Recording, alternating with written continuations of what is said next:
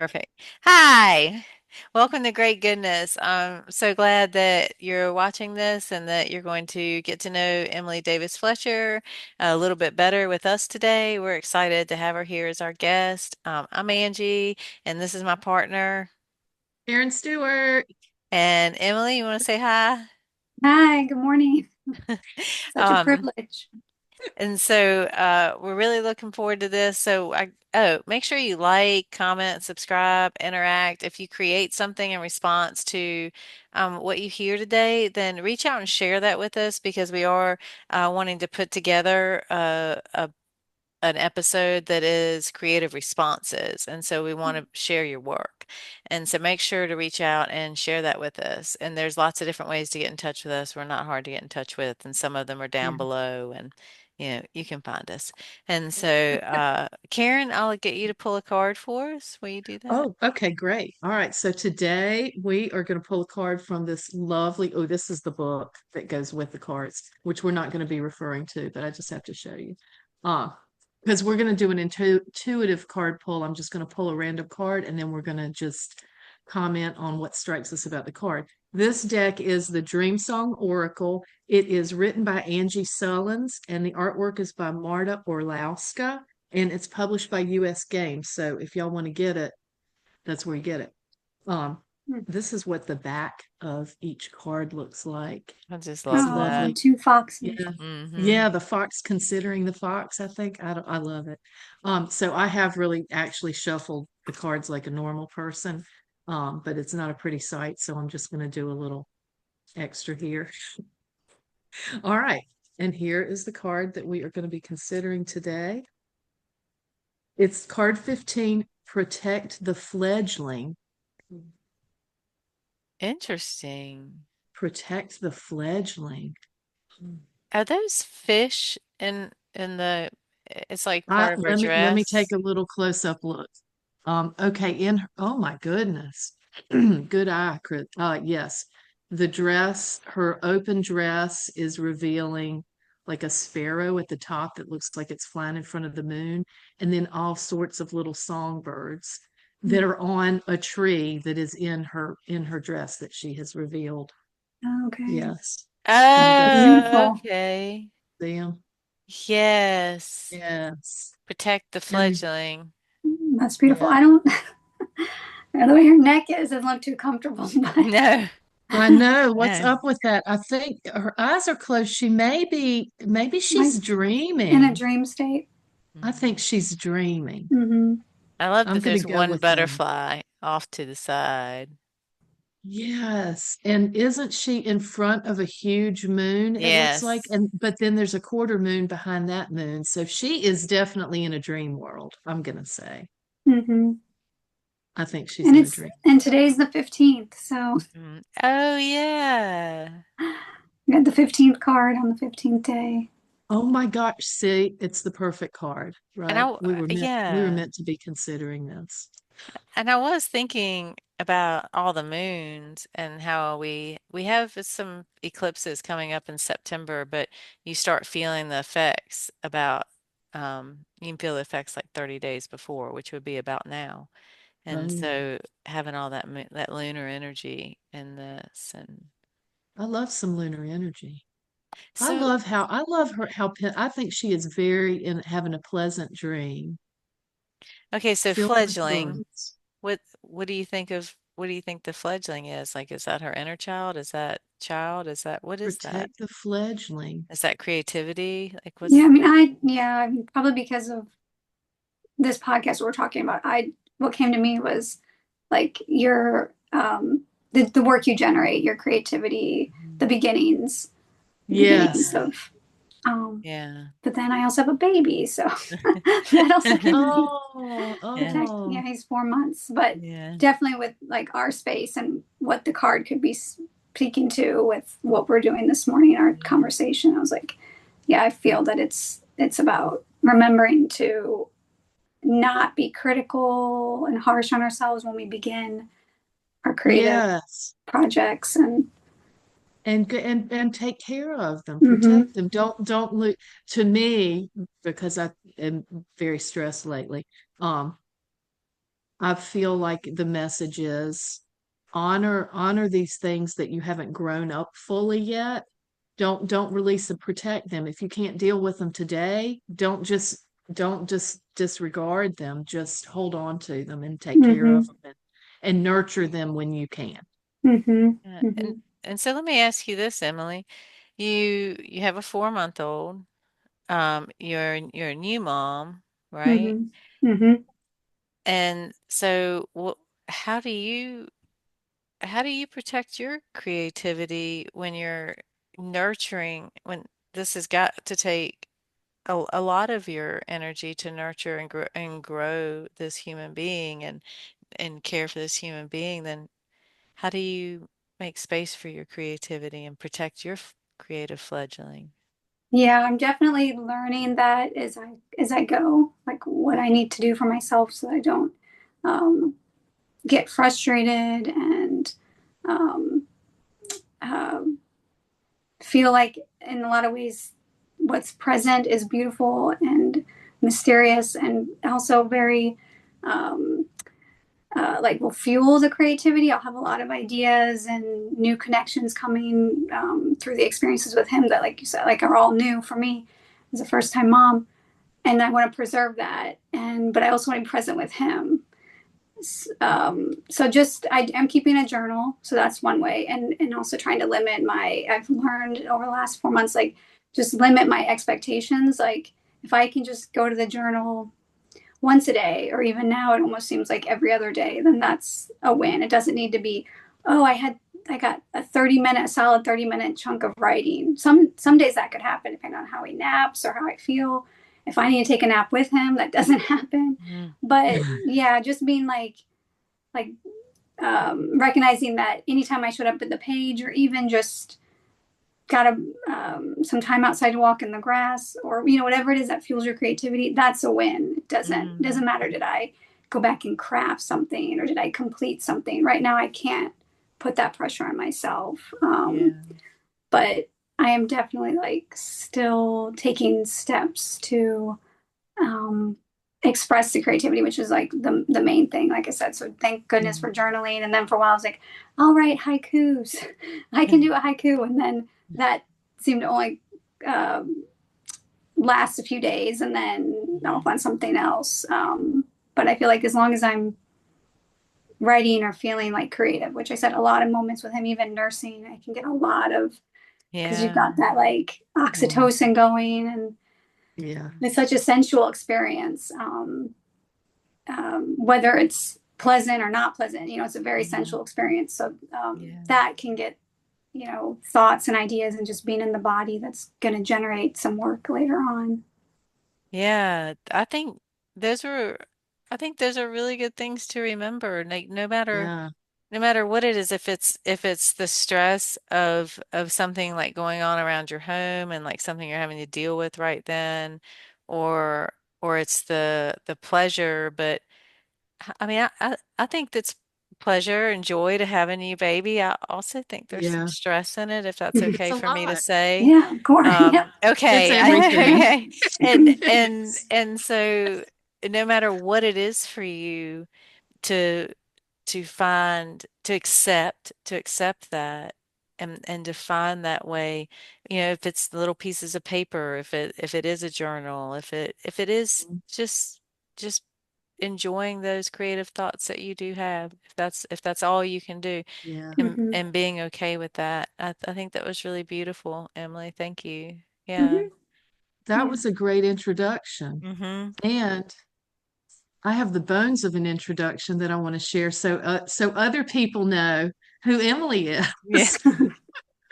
Is this where I get to read her intro, her Yes, bio? I Yeah. couldn't help it. It Go was a for good segue into a I question. know I was we like, had to go in there. So yeah, now, yeah, yeah, so now we'll do the bio thing. So then yes, everybody can be dazzled on multiple levels. yes. And then we'll go even deeper. Okay.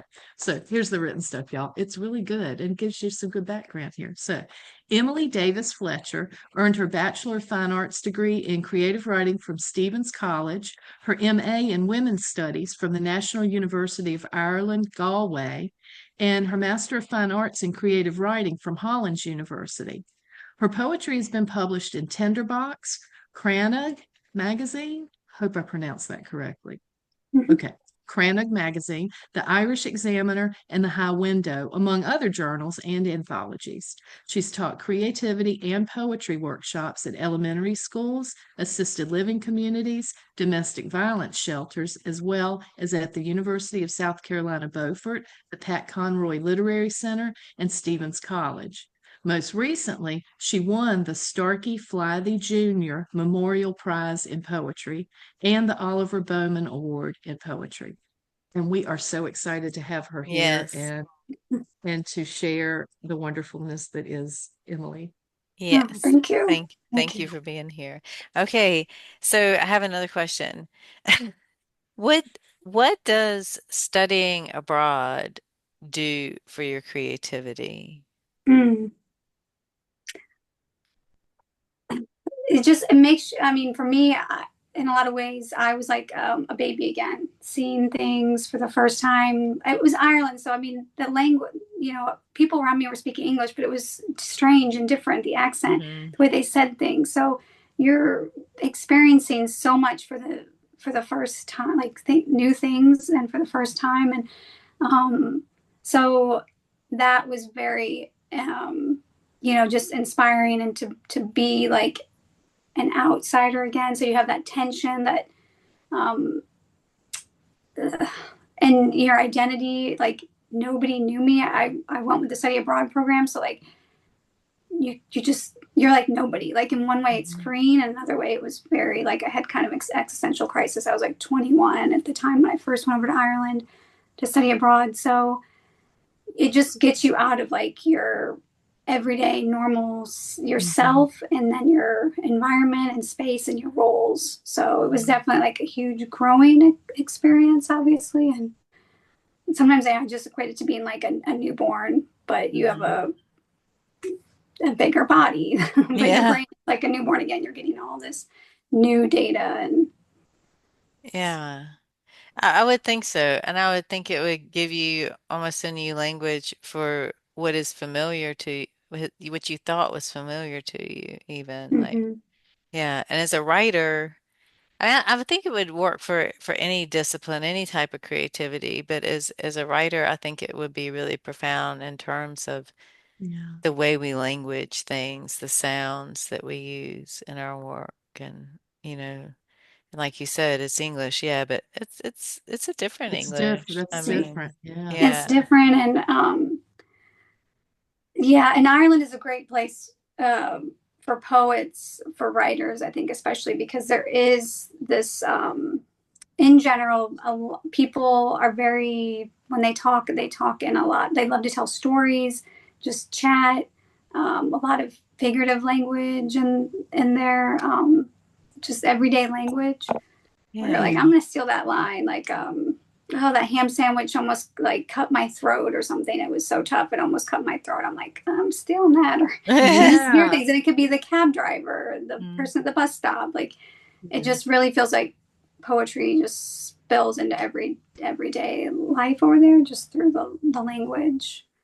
I think that's really interesting because we had another guest, Cultivating Voices Live, Sandy Annone and Kim Ports Parsons and Don Krieger, and they were on. And Sandy, like Ireland, has been Mhm. huge for her and her um, journey with poetry. And one of the things they said about Ireland was that uh, one of the things they liked and one of the things they mimicked on Cultivating Voices Live, which is a phenomenal group, is this inclusion. Like they were saying in Ireland, there are a lot of poetry readings. And that it would be beginning poets and experienced poets. They're all reading together. They're all appreciating each other. Like it's just and so it's interesting to hear you talk about Mm-hmm. Ireland in terms Yeah. of its living poetry. Yeah, Yeah.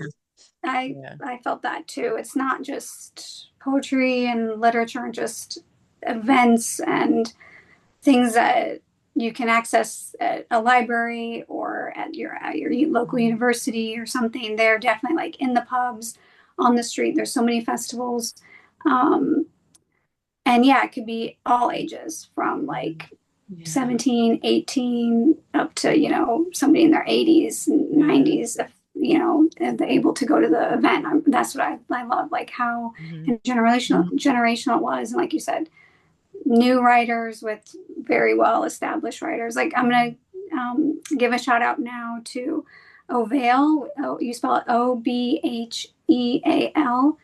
And it's a spoken word event that you can access online, like their archive. They've been going like 20 years and they've had incredible poets, very high name, big name poets, down to myself, like in Hmm. March. So international poets too. So if you and they have an archive online, so it's worth checking Oh, out ovale.ie. And they're still running, but unfortunately, I think like March was our last time, or April was our last one of being hybrid, where you could zoom in and Okay. oh, also be on. They have an open mic, like they have a featured reader or two, and then they have an open mic. But I think they're working to go back to doing that. Um, but they've been going about 20 years. Wow. oh, It's a huge treasure trove of like Yeah. poets from all over the world. It was going every Monday for a long time. Wow. So if you want to see what it's like to be in an Irish pub and listen to poetry. And then I Yeah. oh, think that's also people get exciting. quiet. People get quiet in a public space over there when there's Yeah. poetry. Not Yeah. here. No, No. here it's Like just life you keeps going. life keeps going. The coffee machine is still running. People, but Yeah. there, I mean, this was a busy upstairs, busy pub, and you could hear a pin drop Mm, when the poet went to the mic, whoever it Wow. was. Like, yeah. Wow. That That's gave me cool. chills. And I just to know, think about right? that. I got another question, and it's mm-hmm, a different direction. Um, so one of the things you've done is teach, and that's actually how I met you, how I came to know you. And so I was thinking about like the domestic violence workshops that you've taught, and I was thinking about to me, one of the jobs of a teacher is to draw out the creativity, but also to make it a safe space. So you're not triggering a student mm. in any Mm. way. And I wondered if you could talk about how you do that. How do you coax creativity That's a but good care question. for the student? Um, I don't think I gave it too much thought about triggering. I mean, I felt this was a shelter I'd worked in. I was the children's advocate, so I went in teaching this course, like knowing the women somewhat as like their Mhm. advocate. Now that didn't always mean that they liked me Hmm. or that we didn't butt heads because I was Hmm. the children's advocate. So No. that was a kind of unique. That was a kind of sometimes could be a difficult role to take with the women Hmm. because it's like, oh, I've heard you talking this way to your child. How about we try? Like you have to introduce maybe parenting skills or de-escalating situations where they're yelling at their child in the shelter, and so I'm not saying that like, oh, we were all friends. Like Hmm. I definitely had my role that maybe teed them off sometimes, and Yeah. I definitely got frustrated too because I have trying to work with them in ways, and then there are a lot of obstacles and things where uh, you know you don't see the progress that you hope to be seen Mm. working Yeah. with victims of domestic violence. So why am I saying that? Just so that doesn't seem like, oh, I guess I knew them beforehand, but like I said, it wasn't all. That seems actually more complex to It was. Yeah, draw to out to creativity.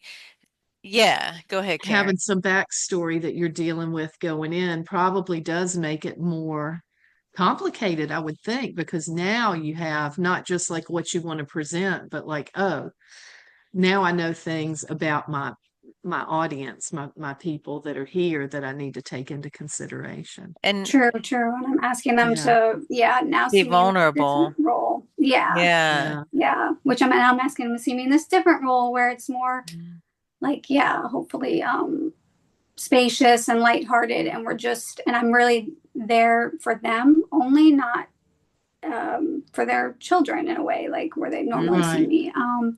But it wasn't, I'll tell you, like, they just, any opportunity to like tell their story, exercise their voice, like that's all we were trying to do in there was just Yeah. exercise your voice. This is, the page is yours. You can say whatever you want. You don't have to share if you don't want to.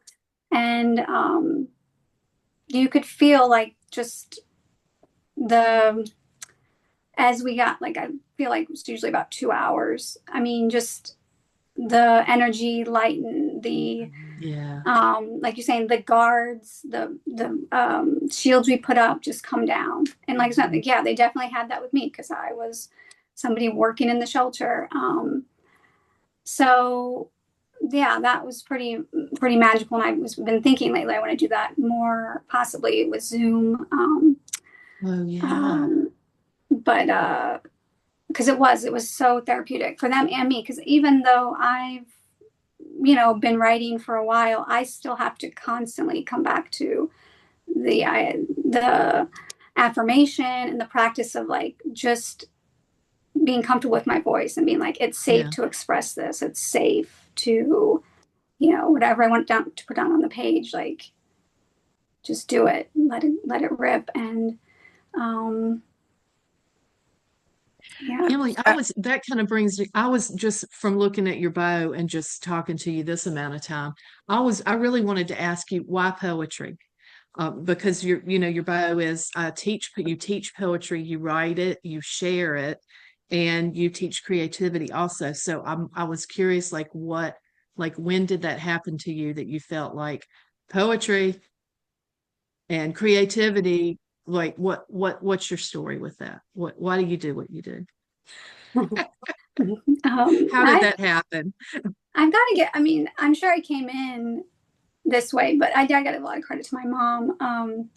My mom, from what she's told me when I was really, really little, like I would want to tell stories, and she would like 2, 3 be like trying to put me to bed, and I'm like, wait, I've got to tell you one more thing, just make and she would let me do that. She wasn't, turning off the light and closing the door on me. She would listen and let me talk. And she also, I didn't know this until recently. She passed away last year, and she had Alzheimer's for about 10 years. But I was talking to one of her friends from high school a couple of years ago, and she said that my mom had also, like in high school, she wrote short stories. She wanted to be a writer.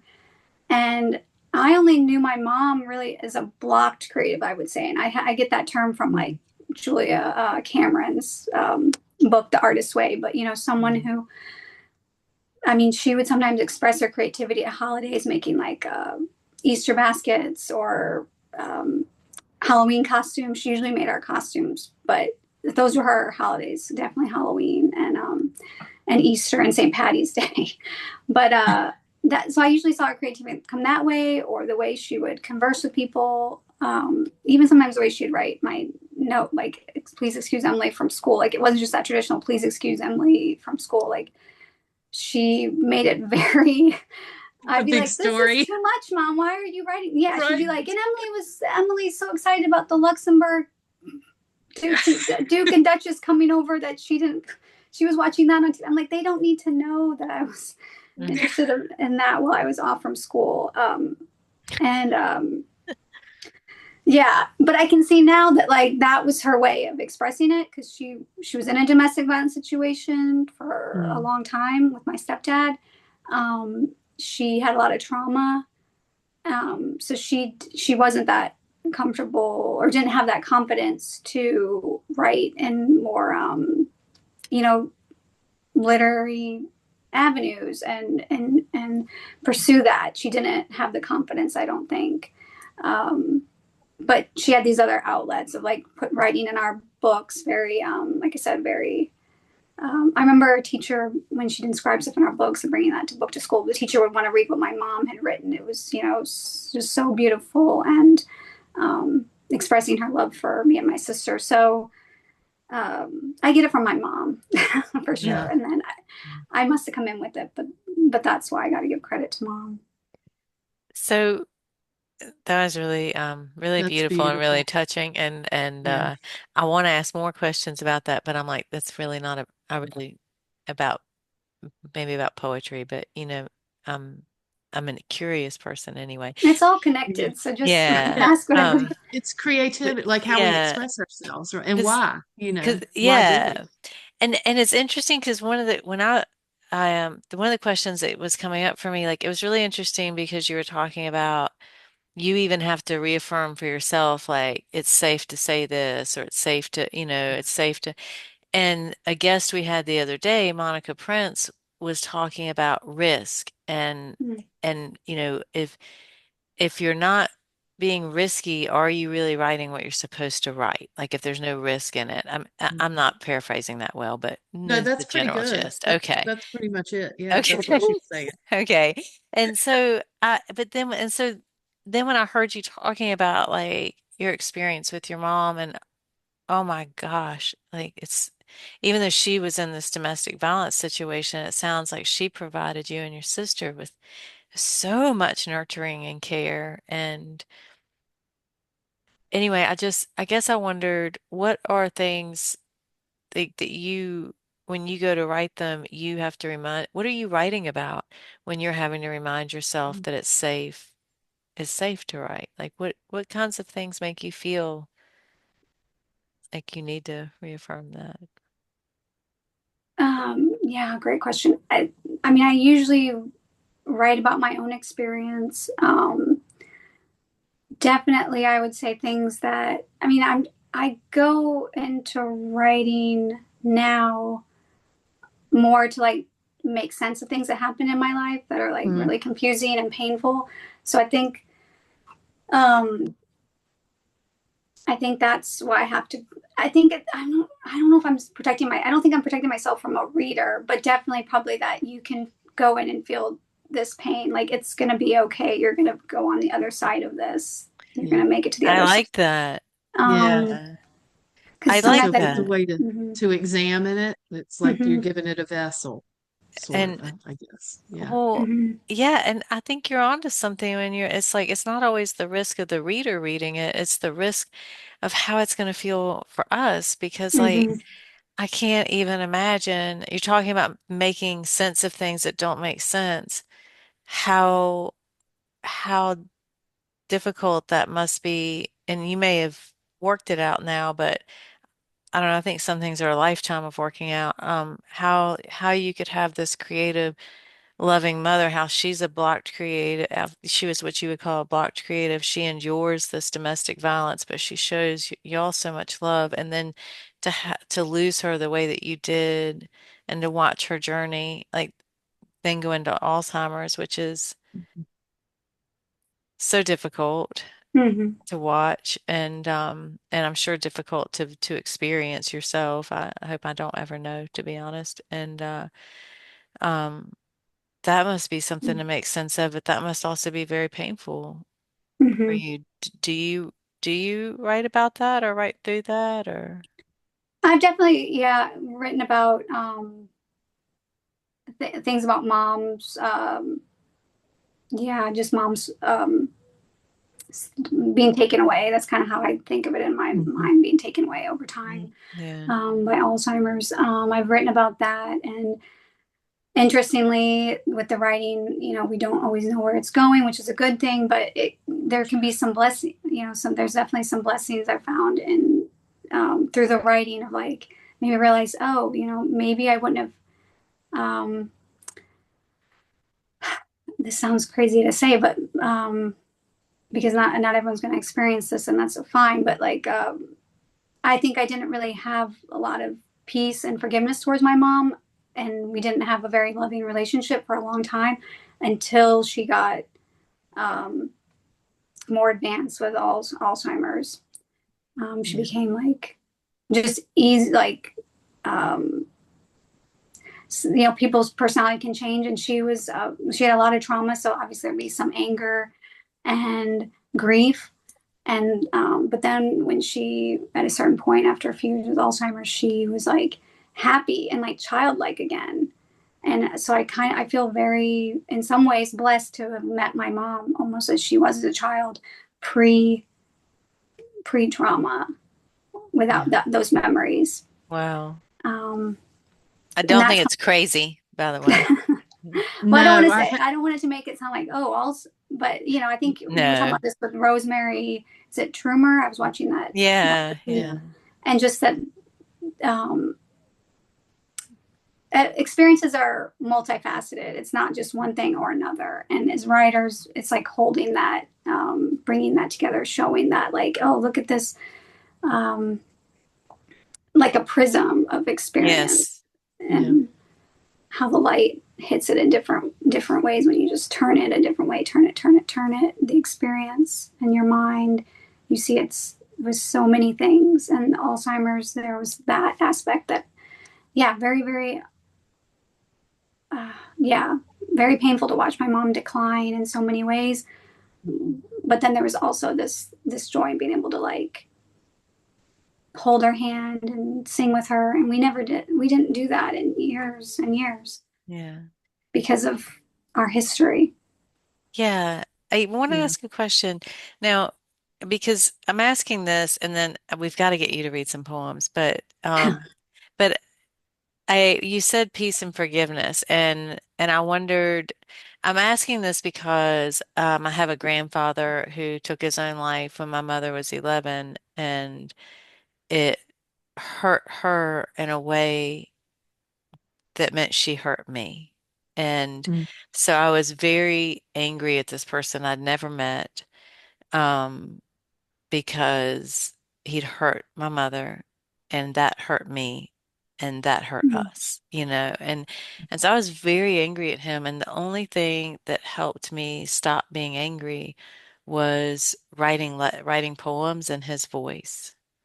I had some Oh, letters that he had written my nanny, and I just read those and then just wrote Mm. poems in his voice. And I was able to find some peace and forgiveness in that. And which was for me, not for him. You know, and yeah.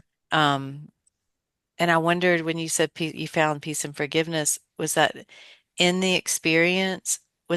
Did writing help find that or your lens as a writer helps you see things in that prismatic way even when you aren't writing about them like it just changes the way you see and the way you process.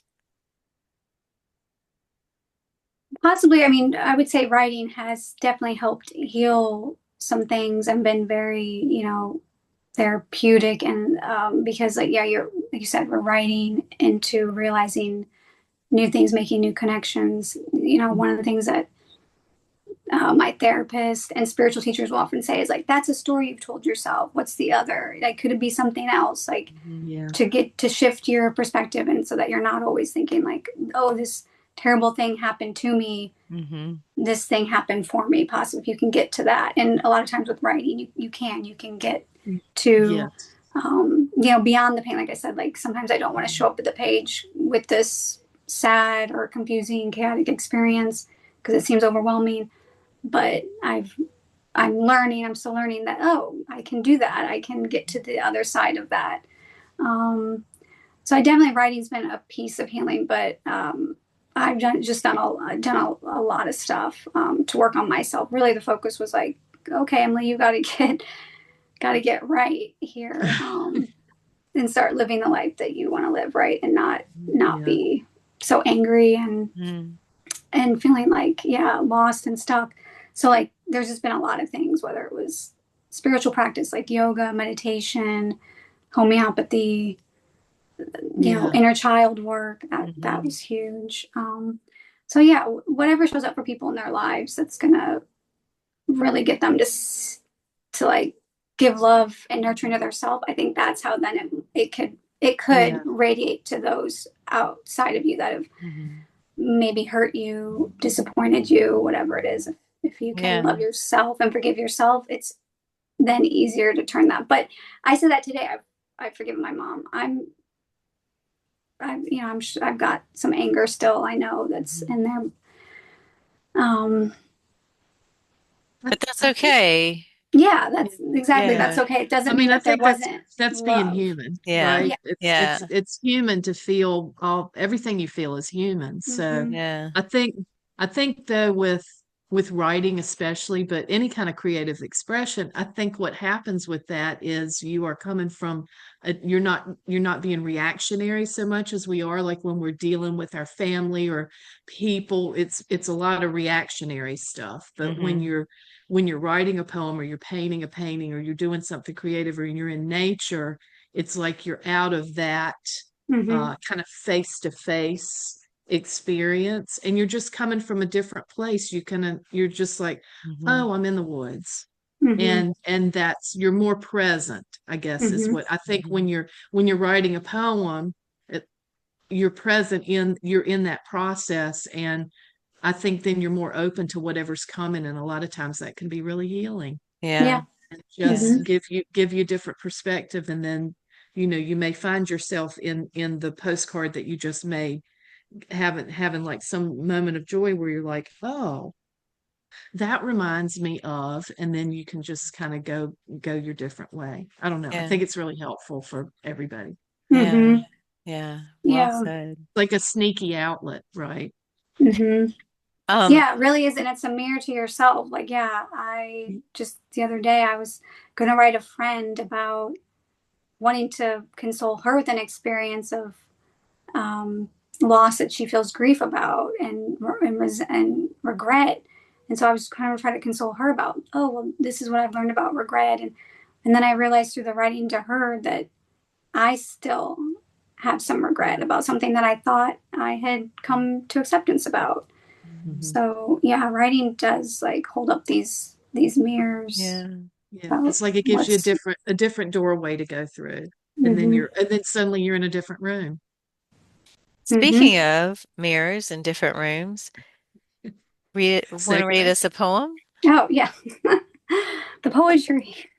Nice, Angie. That Since we're was talking smooth. about my mom, Never.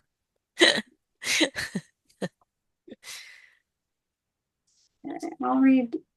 So this one is titled "Sow Call," and it's um, um, hopefully it comes through. It's in the from the point of view of a mama sow on the farm where I grew up with my stepdad in Gerald, Missouri. So hopefully it comes through. And there's bits of my mom in here, obviously.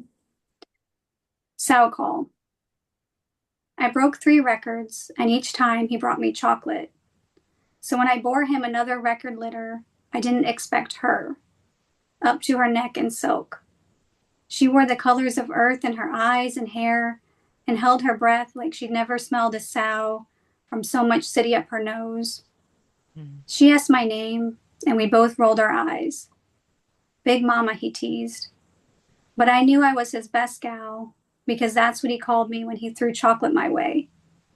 I always trotted, chin up to him, whether he called or not, but as much as I wanted to, I couldn't come now.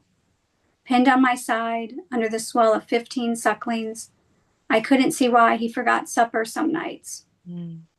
Mm. Even from a distance, her delicacy stood out silly and strange. She brought 2 runts of her own who followed her like bleached shadows, walking on their toes, trying to pull away from so much dirt, except it stuck in their hair and eyes too. I thought for sure she'd want the house painted, the windows washed and barred with herbs and flowers, his mudroom scrubbed. But her and her girls tiptoed around his battered boots and chemicals for growing, cleaning, killing. When the screen door was propped open by a bucket, I laughed from my gut to see flypaper twirl from the ceiling like polka dot ribbons, pulling her girls' brown hair, their screams scraping the sky for their runt mama, and rousing no one but her black and blue dog, the pure-blooded freak who only fit in at night when he slept spread out and shining like oil spilled under a bare bulb in the mudroom. I kept watch for signs supper would come on time again.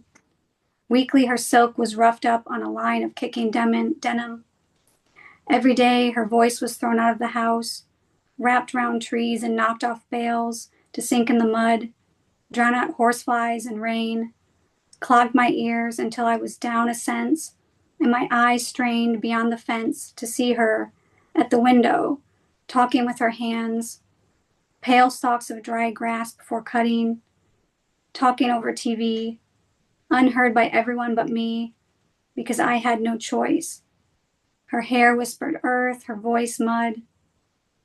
She learned soon enough to stay inside to keep her skin soft, saying it was sensitive to sun and ticks, while she let her girls escape with just a smack from the screen door for back talk, content to have her black and blue dog save them from clay pits and copperheads.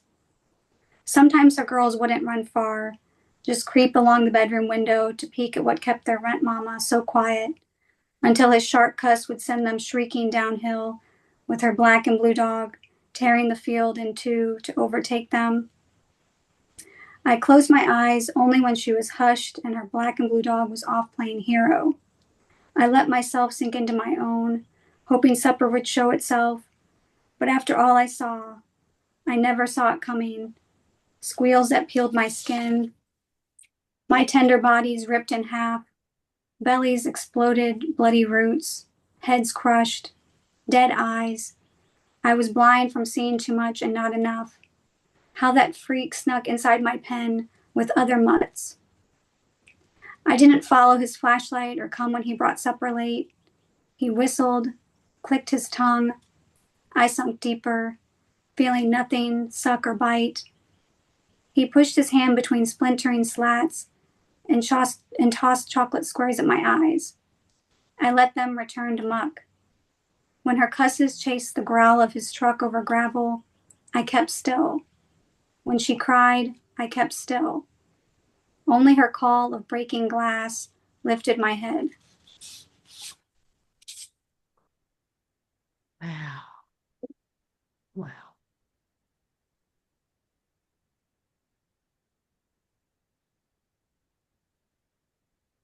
I'm speechless. Yeah, it's awesome. It was very, very powerful, Emily. Thank you for sharing that. Thanks. Thank you. Yeah. Yeah. I kind of felt that myself reading it. I was like, wow, I wrote this. Yeah. I was like, I wrote this. But I don't think I wrote that about when I first started to like write again after years of not writing and really write, like not just write in a way that hid me or seemed clever and, cloaked Yeah. my experience, but one that I was like, okay, I'm really gonna, um, feel some things from my life and like share it with other people.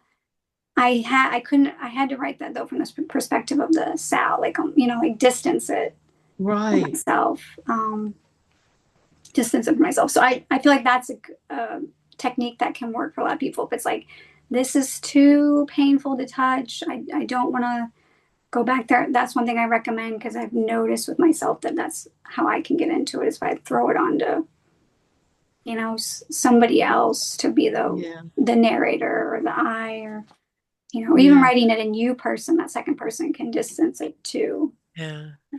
Yeah. I think metaphor, man, it makes it it gives you enough distance that you can it just gives you enough distance that you Mm-hmm. can just go with, let me just stay with this story and the imagery and then work my way back into all the layers. Mm-hmm. That Mm-hmm. was beautiful. That was a really beautiful, intense journey in Thank that Yeah. you. poem. And Yeah. that Thanks. the And thank you for repetition, sharing that. yes. Yeah.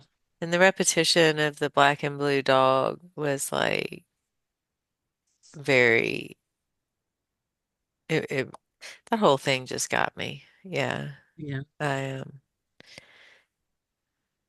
I think too the beauty, and I think a lot of people don't understand this about poetry, but I think it's so important, is that the poem isn't just a story of a thing. It's a sharing, and it's I think a lot of times it's the poet's way of expressing something, but then the reader or the listener gets to have their way with it. They can take it in Mm. how they need to take it, Hmm. or how they need not to take it, right? So I think that's really one of the beautiful things about poetry, is that the way that we can receive it Hmm. Yeah. on Hmm. different levels, and different at different times too. Like, you can have the poem, hear it the first time or read it the first time and experience it, and then every time you revisit it, you're a different person, and the poem is then becomes Mm. a different thing also, Mhm. which is beautiful. And I think it helps you go deeper Yeah. because of those qualities. Yeah, So, it's magic. how It about is. time for one more poem? Oh yeah. Yeah. Just this is one of my more recent ones that I was able to like write and craft through and submit. So I wrote this in like January, after I've uh, seen like a picture of a boy in Gaza whose his arms have been um, blown off by like bombs in Gaza. And at the same time, I'm, you know, um, growing this life inside me. So I believe it Mm. comes through in the poem, but um, just wanted to, and I feel like that's the kind of shift I've noticed in myself maybe since becoming a mom, or my age now at 40. Well, I just turned 42. Is like, I think a lot of my stuff before is very about like me, and now I'm starting to look outward and Mm. write about and connect like maybe my life with other people's suffering and what's going on with them. So I hope I kind of notice that change in myself. This is titled Sonogram Vision. Mm. Somehow moonlight in my womb catches you, breath on a mirror, breach, feet pressing craters on my bladder, wand on my belly sniffs out your right arm and right hand, and a calligraphy of smoke. Behind my eyes appear two gibbous moons, the bright shoulders of a 10-year-old boy, arms missing, swallowed by bombs in Gaza.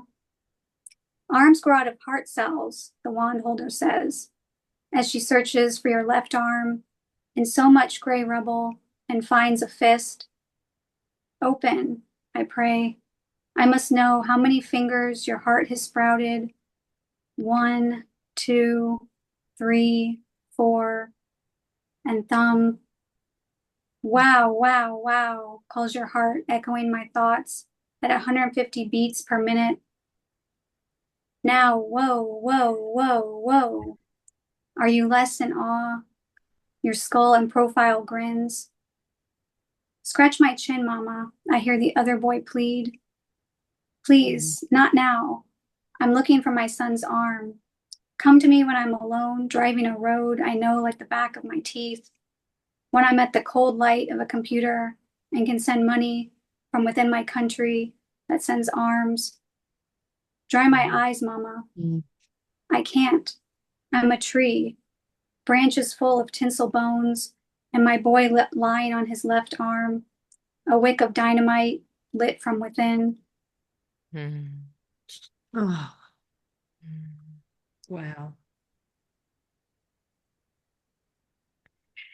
Your poetry is complex and takes time really to sit with and feel all of the things that it invites you to feel.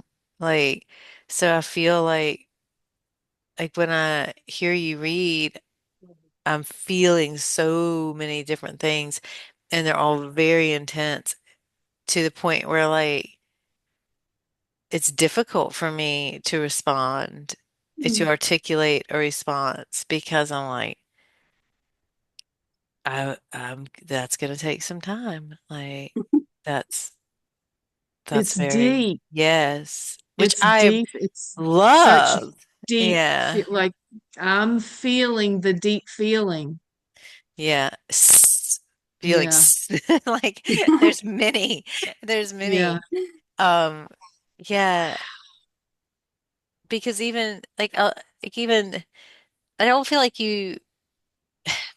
So I feel like a poem like that, a poem that works with some of those ideas could easily just center on like politics or like and Mhm. you had this moment you had one moment where you send money from within my country that sends arms and Mm. but because it was that moment and because of all of the other emotion that wasn't tied up in things like politics or news or headlines, that line had so much weight and and Mhm. and depth still. And I didn't, as a listener, I didn't dismiss it. I didn't feel like, okay, we're going into this space. It was like it was more. It was emotional. Mhm. It was emotional. And I don't know, Karen, do you know what I'm saying? Yeah, I think again it's how we're receiving it as the listener. Yeah, yeah, It's very visual. It's visual, but it's emotional at the same time, but it's there's truth in it. I think that's the thing. It's like I want to keep experiencing it because it is so true. And on so many different levels. So even though it's heartbreaking, I want to feel the heartbreak. and I want to know that because it's real. and it's not pitted. I think what yeah, and I think what I didn't feel in It's neither clear-eyed. poem, yeah, not in neither poem where I think a lot of times we can pit, like Right. we can say that we can make sure that the reader gets our perspective. Like the reader knows how we feel about this whole thing, Right. but It's not that. it's not that. It is It's not not that. it's not a sermon. It's not an in your face thing. It's not a I'm going to tell you to be angry. It's not I'm not being told how to feel. I'm Yeah. just being given here is some truth. And that Here truth you can see this and you can feel And this. that goes back And to you what you were should. talking about. That goes back to what you were talking about that you want to achieve in your work or that you've worked on in your life. That didn't happen to me. It's not me. It's maybe like how's this It's for me or how's this, it's just this truth and seeing it's the truth. and again, I mean, like someone else's truth may look different in the same situation, but Hmm. that's actually space that I think your work allows, because you're just looking, you're given, And it's humanity, right? yeah, It's like yeah, it strikes at some kind of deep commonality that we have a humanness Mm. in everyone,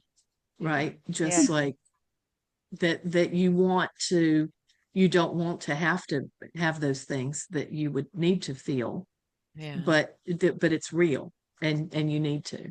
Oh my gosh. Okay, so we've gone on. I should have stopped this, but I really had to hear these poems, and then Yeah. I really had to. Okay. So anyway, okay, Emily, we loved having you, and I wish we could just keep talking and talking and talking. Right. Um, but it is time to do a prompt, and I did want to invite you. I'm totally putting you on the spot, and you don't have to do it.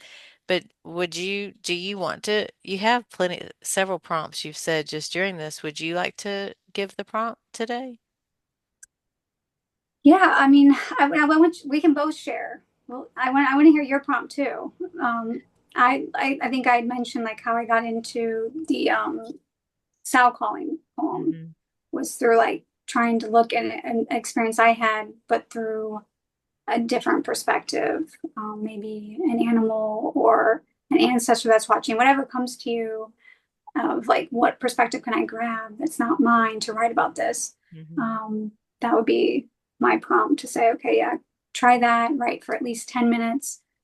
Don't lift your hand up while writing. Just keep going for that 10 minutes so the timer goes off, and you'll be amazed at where you've gone with it. I love that. Yeah, that's great. See, I knew you had one. So, and that you gave us a couple of during this, and I guess I'll add to that. It's really Mhm. similar. Um, if there is someone who has passed, who, we can have a wonderful relationship with someone or a tried relationship with someone, and when they pass, either way, be left with things that feel unsaid. And maybe they're not things that you wish you said. Maybe they're things you wish they had said to you. Mhm. Like, Oh. and you can write that. So it could be Mhm. a letter from, or it could be a moment, it could be anything from that person who is no longer in your life. And so, yeah, when I say it that way, this person can still be in their physical body, but maybe has left your life in the myriad of ways that people can leave our lives, or they can have left their body. You could write what it is that you needed to hear from them. Mhm. Um, that would be my prompt. And if you're not a writer, if you're a sculptor, if you're a painter, if you're an assemblage artist, a collage artist, mixed media artist, if you whatever it is that you do, Mm. you could create that gift that you wish they had given you, because something that they would say to you would be a gift, or maybe there is a gift. Like maybe maybe there's a thing, like, sometimes there's things that are significant to us, like maybe a ring. I don't know why I'm saying this, but Mhm. a ring that you wish that they had left to you, or a Mm. home, or there's so many complicated things in our relationships. Um, you could craft that. So if you're not a Mhm. writer, you could Mhm. craft that thing you wish you had gotten, and give it to yourself. And I think within that, as you're working through that, you may be able to make some peace with it. There may be some understanding Mm. of Yeah.